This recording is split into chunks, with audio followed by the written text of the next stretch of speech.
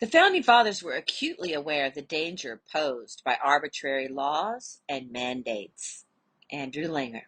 In the realm of the United States governance, the terms mandate and law frequently arise, often creating confusion due to their seemingly overlapping meanings.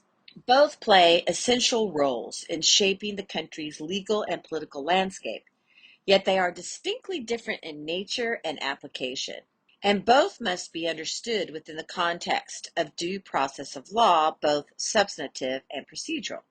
A law, as per the United States Constitution, is a rule established by the government that dictates the actions of its people. It's a formal norm that has been approved by a legislative body and, if necessary, signed into effect by the executive branch. Laws are codified in written form and are enforceable by the judiciary. In the United States, federal laws apply to all states and territories, while state laws apply only to their respective jurisdictions. On the other hand, a mandate in the context of U.S. governance often refers to a policy or requirement that a higher level of government imposes on a lower level. For instance, federal mandates require states or localities to perform certain actions, often under the threat of financial or legal penalties.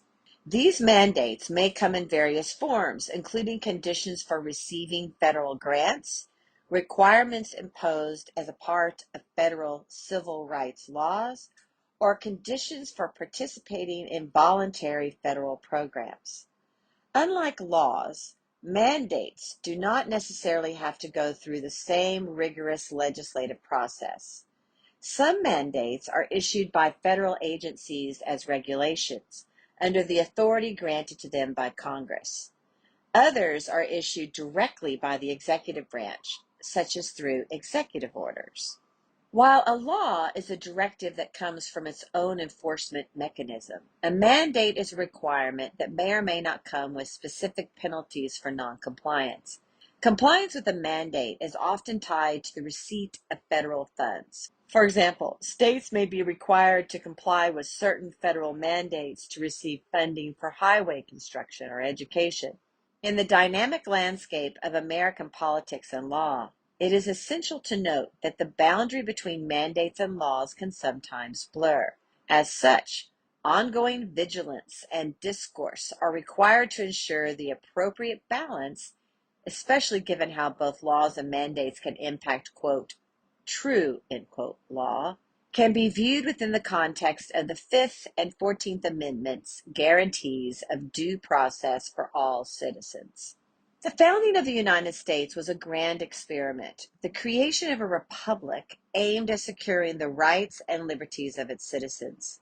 Central to this vision was the rule of law, which the founders intended as a safeguard against arbitrary and tyrannical rule. The United States Constitution thus enshrines due process as an essential component of legal justice, a bulwark against any effort to dilute the power and relevance of law and order. The twin concepts of substantial and procedural due process, while less known to the general public, are pivotal elements of the due process doctrine and serve as vital tools in safeguarding individual liberties. Before delving into the importance of both substantive and procedural due process, it is crucial to understand the distinction between the two. Substantive due process is a doctrine that protects citizens from government actions that could interfere with fundamental rights or liberties. It requires the government to justify any intrusion into personal and economic freedoms with a sufficient and compelling state interest. For instance, the right to privacy and the freedom of speech are protected under this doctrine, and any government attempt to restrict these rights must meet a rigorous standard of scrutiny. Procedural due process, on the other hand, is concerned with the fairness of how a law is applied or a decision is made. It safeguards individuals from arbitrary deprivation of life, liberty, or property by ensuring they receive a fair process, which typically involves notice and an opportunity to be heard. Procedural due process thus protects against the abuse of power, ensuring that the rule of law is upheld even when the government takes necessary actions. The Founding Fathers were acutely aware of the danger posed by arbitrary laws and mandates that had the force of law but lacked the due process of law. They had experienced firsthand the arbitrary rule of a distant monarch and were determined to construct a system of government that would prevent such abuses. Substantive due process plays an indispensable role in upholding this vision. By requiring the government to justify any infringement on fundamental rights, it ensures that laws and regulations do not arbitrarily or unjustly infringe on individual liberties. This doctrine serves as a shield, protecting citizens from arbitrary laws that could unduly limit their freedoms. Procedural due process, meanwhile, acts as a sword, enabling citizens to challenge any governmental actions they believe infringe on their rights. By providing a fair and transparent process for reviewing governmental actions, it ensures that citizens have a meaningful opportunity to contest any perceived injustices. Timothy Sanford, a legal scholar, has made significant contributions to the understanding of the phrase, quote, due process of law, end quote, in the United States Constitution, specifically emphasizing the importance of the term, quote, of law, end quote. He has argued that due process of law is not just a process itself, but also about the substance of the laws that governs that process, a concept commonly known as substantive due process. One of the key elements of Sanford's argument is the idea that due process of law should not be understood as merely a procedural guarantee. Rather, it also provides substantive guarantees against unfairness. This understanding is rooted in a deeper interpretation of the Constitution, not limited to the literal wording of the document, but also considering its structure, ideas, and history. According to Sanford, the Constitution's promise that, quote, no person shall be deprived of life, liberty, or property without due process of law, end quote, implies not only that the government must adhere to certain procedures when imposing a deprivation, but also that some acts are inherently off limits for the government, regardless of the procedures used to implement them. Sanford also discusses the concept of law in this context. He explains that law is the use of government's coercive powers in service of a general principle of the public good, and it is the opposite of arbitrariness. This law should not be a self-serving tool of those of power. Therefore, the of law in due process of law ensures that the government's actions are guided by lawful principles and not by arbitrary or self-serving motives. A lawful government is characterized by general rules that benefit all, rather than specific commands or actions that only benefit those in power. This principle is a fundamental part of due process of law, guaranteeing citizens' protection under the general rules that govern society. In Sanford's view, due process of law means that the government may not limit our freedom without good reason.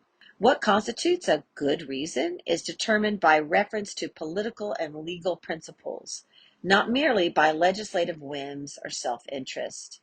This view reflects the inherent overlap of procedure and substance in the understanding of due process of law. To be treated lawfully means to be treated in accordance with general public principles, substantive, and through established procedures, procedural. Sanford uses the examples of a vetoed tax bill and a bill establishing an official religion to illustrate the concept of substantive due process.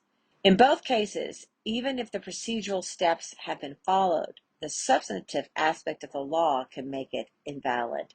The same logic, according to Sanford, applies to implicit or inherent limits on government power. If the legislature passes a statute that it lacks the authority to make, that statute cannot be considered law, and enforcing it would violate the citizen's right not to be deprived of life, liberty, or property except by the due process of law. In the end, regardless of whether the government is enforcing a law derived from legislation or a mandate derived from some other government action, the rights to due process must be respected. Anything short of that respect does serve to dilute true law and undermines the protection of the liberty of the people. Andrew Langer is president of the Institute for Liberty and a Constituting America Fellow. Thank you, Andrew Langer, for writing this wonderful essay.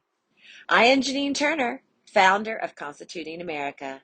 I and Kathy Gillespie, Constituting America's CEO, thank you for joining us for our 13th annual 90-day study. Our annual studies are entitled 90 plus 90 equals 180. History holds the key to the future, because history does hold the key to the future, or as Shakespeare said, the past is prologue.